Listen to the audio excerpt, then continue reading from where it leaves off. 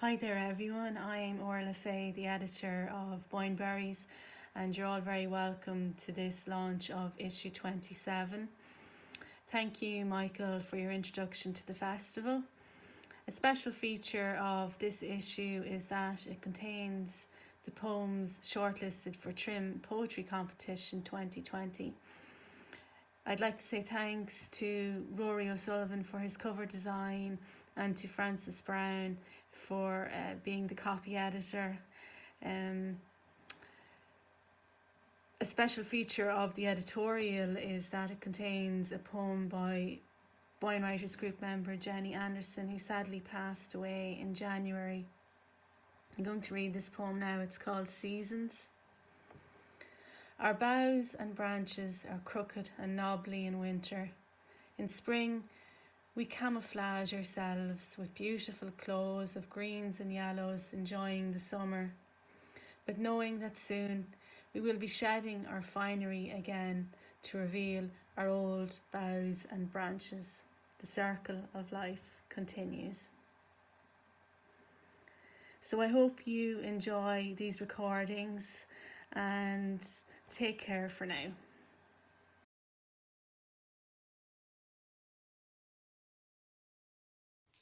I'm Jared Smith, and this is my poem Chesterfield Avenue from Boyne Berries 27.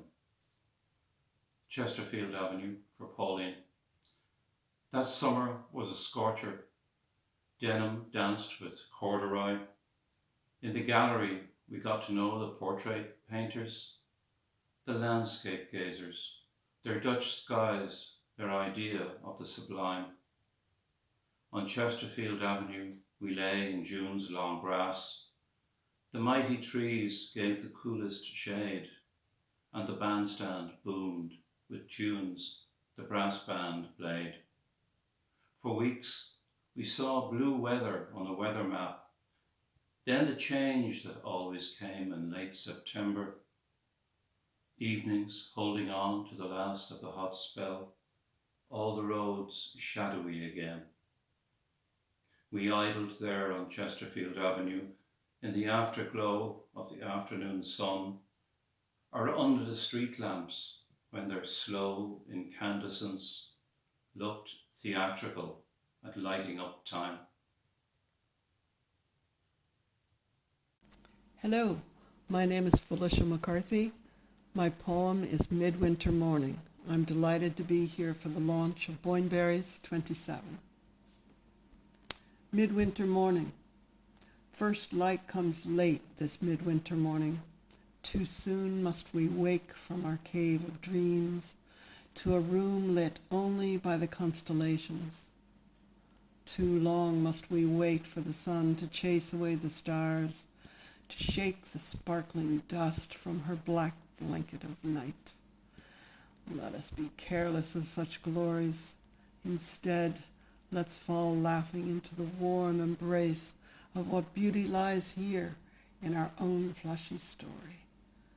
Let the world this once bring the lantern of light to open the doors of day without word or witness from either of us. Thank you. Hi, my name is John Kelly, and I'm delighted to have two poems included in the current issue of Boyne Berries. Pleased also that both of these poems will be included in my debut collection, which is due to be published shortly by Summer Palace Press under the title of The Loss of Yellowhammers. So the first poem I'm going to read is called Cast. Cast. You're on the jagged rocks again, and see little point in casting a fishing lure, a treble-hooked sliver of metal like well-beaten armour into a cold, salty water that's going out, in a tide that's drawing the big sea bass to some other far-off shore under a magnetic hunter's moon. But still you cast it out, still you reel it in. You cast and reel naked against it. You plummet as if a tiny polyp of lead has lodged deep within the synapses of your brain over a bed of rocks and wrack and waves of wrasse and kelp and sand.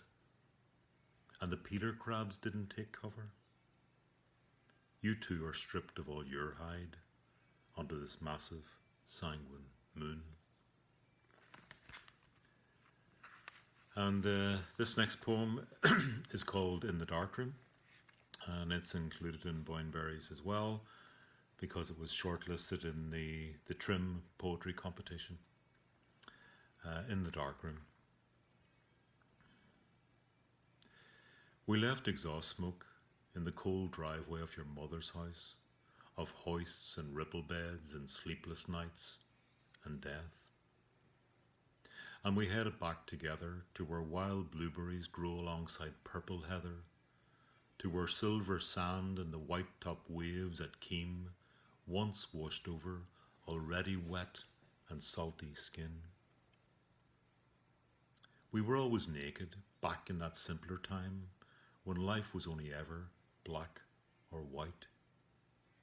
Like the image that now comes slowly into view and saves me from gushing spates of coloured memory as it reveals that monochrome tumbling scene again. It develops like an eternity of déjà vus. Oh, wild Atlantic foam, passion, then serenity. I want to hold you here, in the stopping, the gentle lapping before the fixing, in these red-washed waves.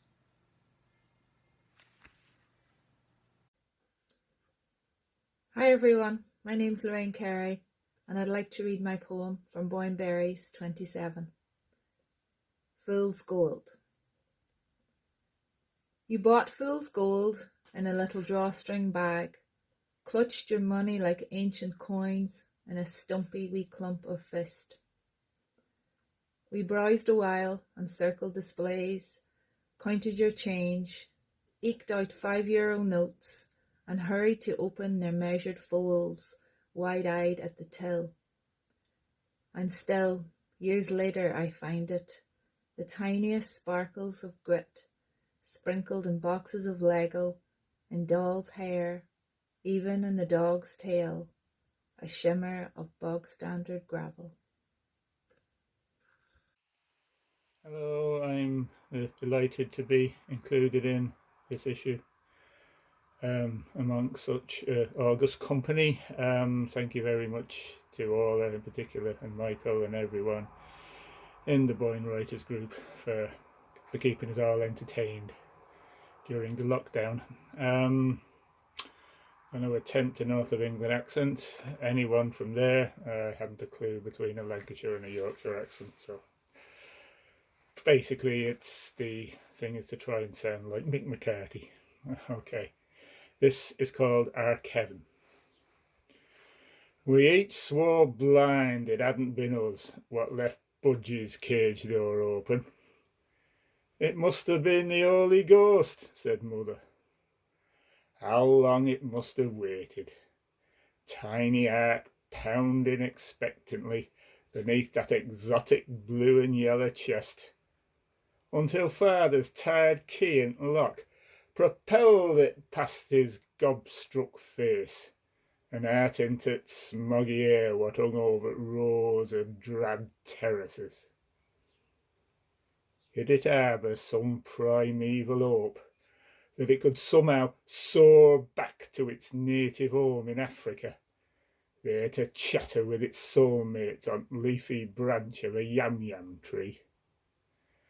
Did its natural instincts drive it from a warm, safe, well-larded home?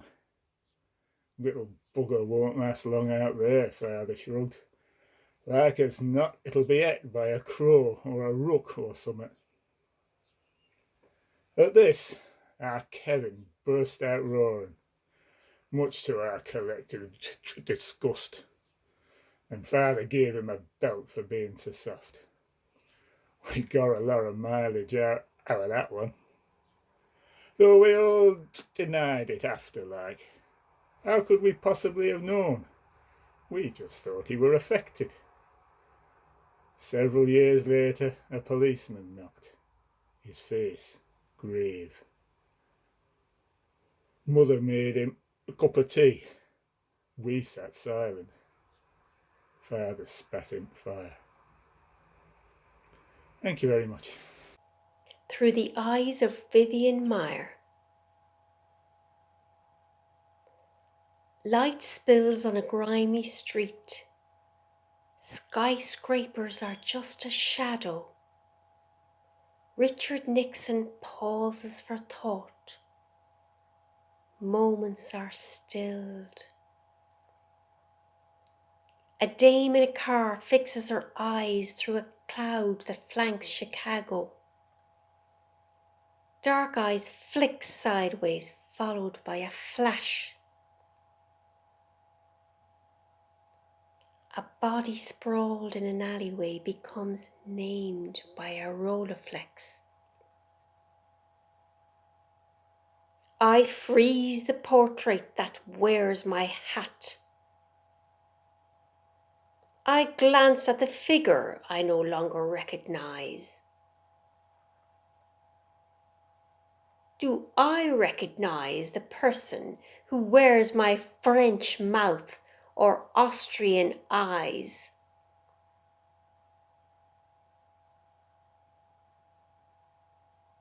Hundreds of rolls, thousands of negatives, millions of images remain in the attic, once framed by the moment.